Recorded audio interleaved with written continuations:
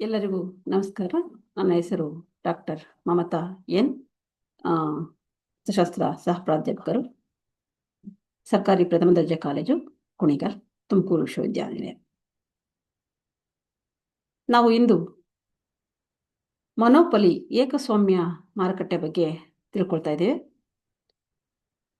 ಈಗ ಆಲ್ರೆಡಿ ನಾವು ಕಳೆದ ವಿಡಿಯೋಗಳಲ್ಲಿ ಮಾರುಕಟ್ಟೆ ಅಂದರೆ ಏನು, ಮಾರುಕಟ್ಟೆಯ ವಿಧಗಳು, ಮಾರುಕಟ್ಟೆಯ ಪರಿಪೂರ್ಣ ಪೈಪೋಟಿ ಮಾರುಕಟ್ಟೆ, ಪರಿಪೂರ್ಣ ಪೈಪೋಟಿ ಮಾರುಕಟ್ಟೆಯಲ್ಲಿ ಅದರ ಲಕ್ಷಣಗಳು, ಅದರ ಅರ್ಥ, ಹಾಗೆ ಉದ್ಯಮದ ಸಮತೋಲನ, ಬೆಲೆ ಮತ್ತು ಉದ್ಯಮ ಹೇಗೆ ಸಮತೋಲನವನ್ನು ತಲುಪುತ್ತೆ ಅನ್ನೋದು ನೋಡಿದ್ವಿ. ಲಾಂಗ್ ರನ್ನಲ್ಲಿ ಹೇಗೆ, ಅಲ್ಪಾವಧಿ ಅಂದರೆ ಉದ್ಯಮ ಮತ್ತು ಕೈಗಾರಿಕೆ ಹೇಗೆ ಸಮತೋಲನವನ್ನು ಅಲ್ಪಾವಧಿಯಲ್ಲಿ ಮತ್ತು ದೀರ್ಘಾವಧಿಯಲ್ಲಿ ನೋಡುತ್ತೆ, ಅಂದರೆ ಸಮತೋಲನವನ್ನು ತಲುಪುತ್ತೆ ಅನ್ನುವಂಥದ್ದನ್ನು ನಾವು ನೋಡ್ಕೊಂಡ್ವಿ. ಈಗ ಏಕಸ್ವಾಮ್ಯ ಮಾರುಕಟ್ಟೆ ಬಗ್ಗೆ ಮಾತಾಡೋಣ. ಏಕಸ್ವಾಮ್ಯ ಮಾರುಕಟ್ಟೆ ಏನು? ಏಕಸ್ವಾಮ್ಯ ಮಾರುಕಟ್ಟೆ, ಏಕ ಅಂದರೆ ಒಂದು, ಅಲ್ಲೇ ಇದೆ. ಹಾಗಾಗಿ ಏಕಸ್ವಾಮ್ಯ ಅಂದರೆ ಒಬ್ಬನೇ ಒಬ್ಬ ಮಾರಾಟಗಾರ ಅಥವಾ ಉತ್ಪಾದಕನಿರುವ ಮಾರುಕಟ್ಟೆ ಆಗಿದೆ. ಅಂದರೆ ಒಂದು ಮಾರುಕಟ್ಟೆಯಲ್ಲಿ ಒಬ್ಬನೇ ಒಬ್ಬ ಉತ್ಪಾದಕನಿದ್ದು ಅವನು ಉತ್ಪಾದಿಸುವ ವಸ್ತುವಿಗೆ ಯಾವುದೇ ಸಮೀಪದ ಬದಲಿ ವಸ್ತುಗಳು ಲಭ್ಯವಿಲ್ಲದಿದ್ದರೆ ಅದನ್ನು ಏಕಸ್ವಾಮ್ಯ ಮಾರುಕಟ್ಟೆ ಎನ್ನಲಾಗುತ್ತದೆ.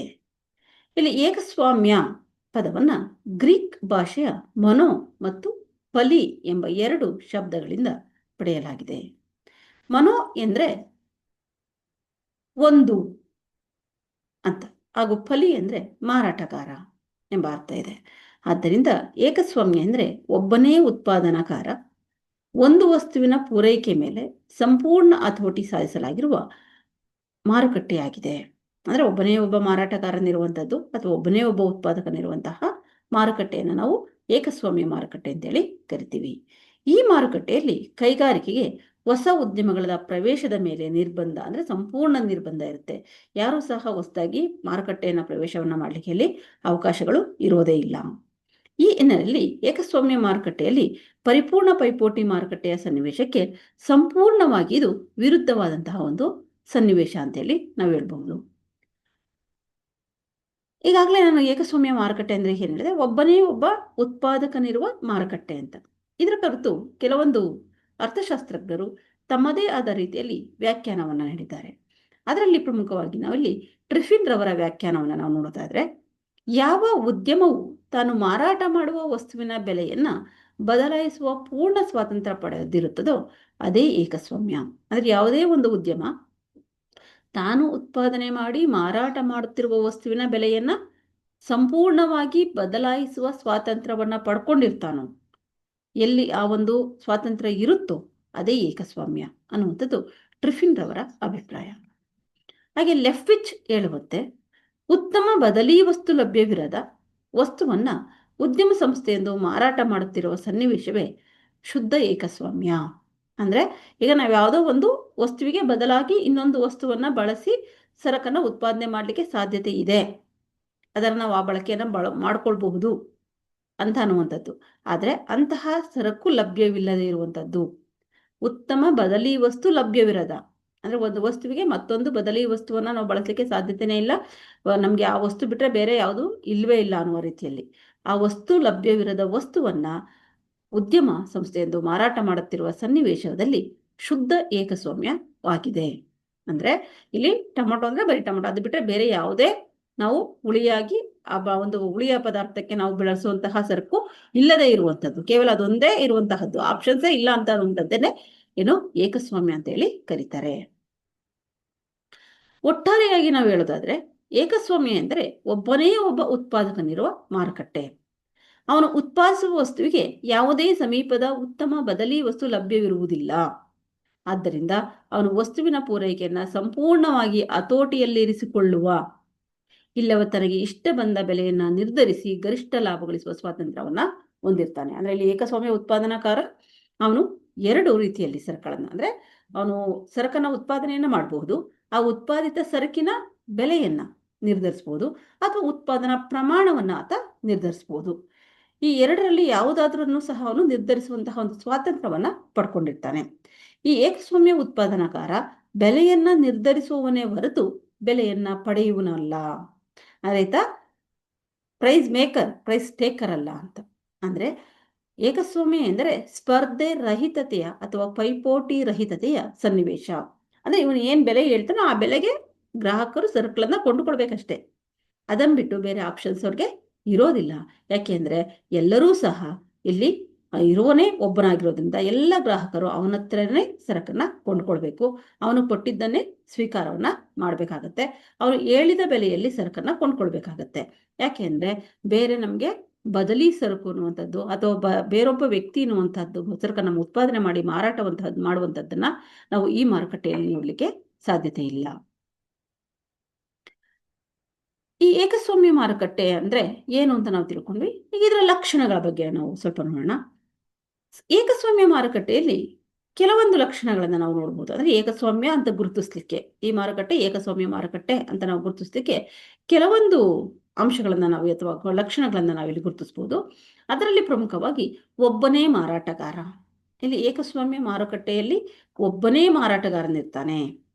ಈ ಒಬ್ಬನೇ ಮಾರಾಟಗಾರ ಒಬ್ಬ ವ್ಯಕ್ತಿ ಆಗಬಹುದು, ಇಲ್ಲವೇ ಪಾಲುದಾರರಾಗಬಹುದು, ಅಥವಾ ಕೂಡು ಬಂಡವಾಳ ಸಂಸ್ಥೆ ಆಗಬಹುದು.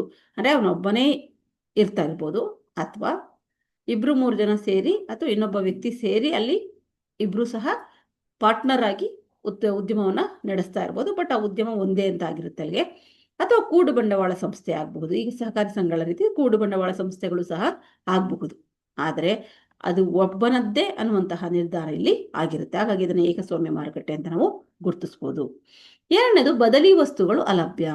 ನಾನು ಈಗಾಗಲೇ ಹೇಳಿದಂತೆ ಇಲ್ಲಿ ಮಾರಾಟಗಾರ ಒಬ್ಬನೇ ಇರ್ತಾನೆ, ಅಥವಾ ಉತ್ಪಾದನಾಕಾರ ಉತ್ಪಾದಿಸಿದ ವಸ್ತುವಿಗೆ, ಅಂದರೆ ಒಬ್ಬನೇ ಮಾರಾಟಗಾರ ಅಥವಾ ಉತ್ಪಾದಕ ಉತ್ಪಾದಿಸಿದಂತಹ ವಸ್ತುವಿಗೆ ಸಮೀಪದ ಯಾವುದೇ ಬದಲಿ ವಸ್ತು ಲಭ್ಯ ಇರೋದಿಲ್ಲ. ಅಂದರೆ ಆ ವ್ಯಕ್ತಿ ಮಾರಾಟ ಮಾಡುತ್ತಿರುವಂತಹ ವಸ್ತುವಿಗೆ ಪರ್ಯಾಯ ವಸ್ತು ಅನ್ನುವಂಥದ್ದು ಇರೋದಿಲ್ಲ ಇಲ್ಲಿ.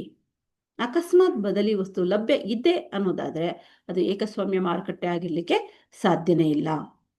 ಅದು ತನ್ನ ಅಸ್ತಿತ್ವವನ್ನು ಕಳೆದುಕೊಳ್ಳುತ್ತೆ ಅಂತ ಅರ್ಥ.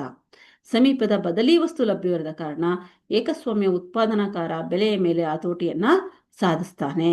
ಅಂದರೆ ಸಂಪೂರ್ಣವಾಗಿ ಬೆಲೆಯ ಮೇಲೆ ಹತೋಟಿ ಇರುವಂಥದ್ದು ಇರುತ್ತೆ. ಮೂರನೇದು ಹೊಸ ಉದ್ಯಮಗಳ ಪ್ರವೇಶದ ಮೇಲೆ ನಿರ್ಬಂಧ. ಮತ್ತೊಂದು ಲಕ್ಷಣ ಇರೋದೇನಪ್ಪ ಅಂದರೆ ಹೊಸ ಉದ್ಯಮಗಳ ಪ್ರವೇಶದ ಮೇಲೆ ನಿರ್ಬಂಧ. ಅಂದರೆ ಯಾವುದೇ ಒಂದು ಹೊಸ ಉದ್ಯಮ ಕೈಗಾರಿಕೆಯನ್ನು ಪ್ರವೇಶಿಸುವುದರ ಮೇಲೆ ಸಂಪೂರ್ಣ ನಿರ್ಬಂಧವಿರುತ್ತೆ. ಅಂದರೆ ಅಲ್ಲಿ ಯಾರೂ ಸಹ ಹೊಸಬ್ರು ಬರೋದಕ್ಕೆ ಅವಕಾಶಗಳಿರಲ್ಲ. ಏಕೆಂದರೆ ಏಕಸ್ವಾಮ್ಯ ಮಾರುಕಟ್ಟೆಯಲ್ಲಿ ಬೇರೆ ಉದ್ಯಮಗಳು ಮಾರುಕಟ್ಟೆಯನ್ನು ಪ್ರವೇಶಿಸುವುದನ್ನು ನಿಗ್ರಹಿಸಲಾಗುತ್ತೆ ಅಥವಾ ನಿರ್ಬಂಧಿಸಲಾಗುತ್ತೆ, ನಿಯಂತ್ರಿಸಲಾಗುತ್ತೆ. ಹಾಗಾಗಿ ಹೊಸ ಉದ್ಯಮಗಳು ಬರೋದಿಲ್ಲ. ಅವನೊಬ್ಬರೇ ಸರಕನ್ನು ಉತ್ಪಾದನೆ ಮಾಡಿ ಮಾರಾಟವನ್ನು ಮಾಡುವವನು ಆಗಿರ್ತಾನೆ. ನಾಲ್ಕನೆಯದು ಉದ್ಯಮ ಮತ್ತು ಕೈಗಾರಿಕೆ ನಡುವೆ ವ್ಯತ್ಯಾಸವಿಲ್ಲ. ನಾನು ಆಗಲೇ ಹೇಳಿದೆ, ಹಲವು ಉದ್ಯಮಗಳ ಸಮೂಹವನ್ನು ಕೈಗಾರಿಕೆ ಅಂತ ಕರಿತೀವಿ. ಕೈಗಾರಿಕೆನೇ ಬೇರೆ, ಉದ್ಯಮವೇ ಬೇರೆ ಅಂತ. ಆದರೆ ಇಲ್ಲಿ ಆ ಒಂದು ಅವಕಾಶಗಳಿರೋದಿಲ್ಲ. ಇರೋದೇ ಒಬ್ಬರೇ ಉತ್ಪಾದಕ ಆಗಿರೋದ್ರಿಂದಾಗಿ ಏಕಸ್ವಾಮ್ಯ ಮಾರುಕಟ್ಟೆಯಲ್ಲಿ ಉದ್ಯಮ ಮತ್ತು ಕೈಗಾರಿಕೆ ನಡುವೆ ಯಾವುದೇ ವ್ಯತ್ಯಾಸ ಇರುವಂಥದ್ದು ಇರೋದಿಲ್ಲ. ಈ ಮಾರುಕಟ್ಟೆಯಲ್ಲಿ ಏಕೈಕ ಮಾರಾಟಗಾರರು ಇರೋದ್ರಿಂದ ಉದ್ಯಮವೇ ಕೈಗಾರಿಕೆ, ಕೈಗಾರಿಕೆಯೇ ಉದ್ಯಮವಾಗಿರುತ್ತೆ. ಇದನ್ನು ನೆನ್ಪಿಟ್ಕೊಳ್ಬೇಕು. ಏಕಸ್ವಾಮ್ಯ ಮಾರುಕಟ್ಟೆಯಲ್ಲಿ ಮತ್ತೊಂದು ಕೈಗಾರಿಕೆ ಅನ್ನುವಂಥದ್ದು ಅಸ್ತಿತ್ವದಲ್ಲಿ ಇಲ್ಲದೇ ಇರೋದಿಲ್ಲ. ಒಬ್ಬನೇ ಉತ್ಪಾದಕನಿರೋದ್ರಿಂದ, ಒಬ್ಬನೇ ಮಾರಾಟಗಾರನಿರೋದ್ರಿಂದಾಗಿ ಇಲ್ಲಿ ಇನ್ನೊಂದು ಉದ್ಯಮ ಪ್ರವೇಶವನ್ನು ಮಾಡಲಿಕ್ಕೆ ಅವಕಾಶ ಇರೋದಿಲ್ಲ. ಹಾಗಾಗಿ ಉದ್ಯಮವೇ ಕೈಗಾರಿಕೆ, ಕೈಗಾರಿಕೆಯೇ ಉದ್ಯಮವಾಗಿರುತ್ತೆ. ಏಕರೂಪ ಅಥವಾ ತಾರತಮ್ಯ ಬೆಲೆ ಮತ್ತೊಂದು ಲಕ್ಷಣ. ಅಂದರೆ ತಾನು ಉತ್ಪಾದಿಸುವಂತಹ ಸರಕು, ಏಕಸ್ವಾಮ್ಯ ಉತ್ಪಾದನಾಕಾರ ತನ್ನ ವಸ್ತುವಿಗೆ ಏಕರೂಪ ಬೆಲೆಯನ್ನಾದರೂ ಉತ್ಪಾದಿಸ್ಬೋದು. ಅಂದರೆ ಅವನು ಏನು ತನ್ನ ಸರಕನ್ನು ಉತ್ಪಾದನೆ ಮಾಡ್ತಾನೋ ಆ ಸರಕಿಗೆ, ಆ ಸರಕಿನ ಸ್ವರೂಪ, ಅಂದರೆ ಯಾವುದೇ ಸ್ವರೂಪದ ಸರಕನ್ನಾದ ಉತ್ಪಾದನೆ ಮಾಡಿದ್ರು ಆ ಸರಕಿನ ಬೆಲೆ ಒಂದೇ ಆಗಿರುತ್ತೆ. ಅಂದರೆ ಏಕರೂಪ ಬೆಲೆಯನ್ನಾದರೂ ನಿರ್ಧರಿಸಬಹುದು, ಅಥವಾ ಬೇರೆ ಬೇರೆ ಬೆಲೆಯನ್ನಾದರೂ ನಿರ್ಧರಿಸಬಹುದು. ಅಂದರೆ ಅವನು ತನ್ನ ವಸ್ತುವಿಗೆ ಎಲ್ಲ ಸ್ಥಳಗಳಲ್ಲಿ ಏಕರೂಪದ ಬೆಲೆ ನಿರ್ಧರಿಸಿದರೆ ಅದು ಸರಳ ಏಕಸ್ವಾಮ್ಯವಾಗುತ್ತೆ. ಈಗ ಆತ ಬೆಂಗಳೂರಲ್ಲೊಂದು ಬೆಲೆಗೆ, ಮಂಗಳೂರಲ್ಲೊಂದು ಬೆಲೆಗೆ, ಅಥವಾ ಮತ್ತೊಂದು ಕಡೆಗೆ ಇನ್ನೊಂದು ಬೆಲೆಗೆ ಮಾರಾಟ ಮಾಡ್ಬೋದು. ಅಥವಾ ಎಲ್ಲ ಕಡೆಯೂ ಸಹ ಆತ ಒಂದೇ ಬೆಲೆಗೂ ಮಾರಾಟ ಮಾಡಬಹುದು. ಎಲ್ಲ ಕಡೆ ಒಂದೇ ಬೆಲೆಯನ್ನು ನಿರ್ಧರಿಸಿದರೆ ಅದು ಸರಳ ಏಕಸ್ವಾಮ್ಯ ಆಗಿರುತ್ತೆ. ಬೇರೆ ಬೇರೆ ಸ್ಥಳಗಳಲ್ಲಿ ಬೇರೆ ಬೇರೆ ಬೆಲೆ ನಿರ್ಧರಿಸಿದರೆ ಅದನ್ನು ತಾರತಮ್ಯ ಬೆಲೆ ಅಂತೇಳಿ ನಾವು ಕರಿತೀವಿ.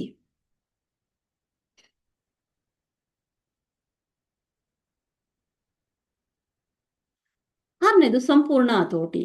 ಏಕಸ್ವಾಮ್ಯ ಉತ್ಪಾದನಾಕಾರ ಒಬ್ಬನೇ ಇರುವುದರಿಂದಾಗಿ ಅವನು ತಾನು ಉತ್ಪಾದಿಸುವ ವಸ್ತುವಿನ ಉತ್ಪಾದನೆ ಮತ್ತು ಪೂರೈಕೆ ಮೇಲೆ ಸಂಪೂರ್ಣ ಹತೋಟಿ ಹೊಂದಿರ್ತಾನೆ. ಇದರಿಂದಾಗಿ ಅವನು ತನ್ನ ಇಷ್ಟಕ್ಕೆ ತಕ್ಕಂತೆ ಅನುಭೋಗಿ ವರ್ತಿಸುವಂತೆ ಮಾಡ್ತಾನೆ. ಅಂದ್ರೆ ಆ ಏಕಸ್ವಾಮ್ಯ ಉತ್ಪಾದನಾಕಾರ ತಾನೇನು ಉತ್ಪಾದನೆ ಮಾಡ್ತಾನೋ ಅದೇ ವಸ್ತುವನ್ನ ಗ್ರಾಹಕರು ಕೊಂಡುಕೊಳ್ಬೇಕು. ಅದರ ಮೇಲೆ ಆತ ಸಂಪೂರ್ಣವಾಗಿ ಹತೋಟಿಯನ್ನ ಸಾಧಿಸ್ತಾನೆ. ಉತ್ಪಾದಿಸುವ ವಸ್ತುವಿನ ಉತ್ಪಾದನೆ ಪೂರೈಕೆ ಮೇಲೆ ಸಂಪೂರ್ಣ ಹತೋಟಿ ಅವನಿಗೆ. ಅಂದ್ರೆ ಬೇಕು ಅಂದ್ರೆ ಹೆಚ್ಚು ಬೇಕು ಅಂದ್ರೂ ಸಹ ಆತ ಉತ್ಪಾದನೆ ಮಾಡದಲ್ಲೇ ಇರಬಹುದು, ಅಥವಾ ಕಡಿಮೆ ಅಂತಂದ್ರೆ ಅವನು ಉತ್ಪಾದನೆ ಮಾಡದಲ್ಲೇ ಇರಬಹುದು. ಅಂದ್ರೆ ಅದರಲ್ಲಿ ಆತನಿಗೆ ಸಂಪೂರ್ಣವಾಗಿ ಹತೋಟಿ ಅನ್ನುವಂಥದ್ದು ಅಥವಾ ನಿಯಂತ್ರಣ ಅನ್ನುವಂಥದ್ದು ಅವನ ಕೈಯಲ್ಲಿರುತ್ತೆ. ಇದರಿಂದಾಗಿ ಅವನು ತನ್ನ ಇಷ್ಟಕ್ಕೆ ತಕ್ಕಂತೆ ಅನುಭೋಗಿ ವರ್ತಿಸುವಂತೆ ಮಾಡುತ್ತಾನೆ.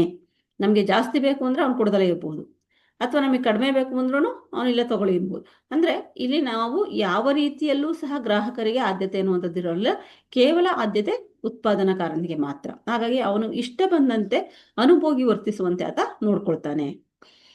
7ನೇದು ಬೆಲೆ ನಿರ್ಧರಿಸುವವ.